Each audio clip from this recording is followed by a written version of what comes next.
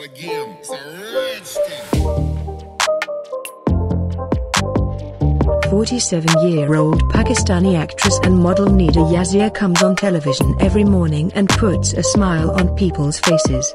While some people object that she wastes people's time only through her Good Morning Pakistan show.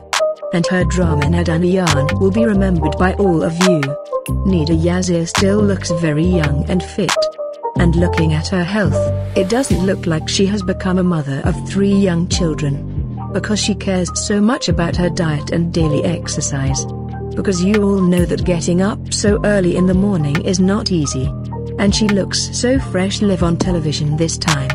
Nida Yazia and Yazia Nawaz have also opened a restaurant in Karachi in partnership with actors Kanwar Arsalan and Fatima Effendi.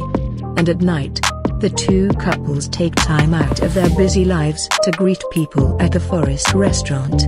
And often they even invite famous celebrities to their restaurant. Years later, Nida and Yazia may have a new project on television, which can be seen in the social media viral pictures that the morning show host Nida Yazia looks younger and more beautiful than before. And her face is shining as if she is still a virgin. So let's take a look at some beautiful pictures from the shooting set.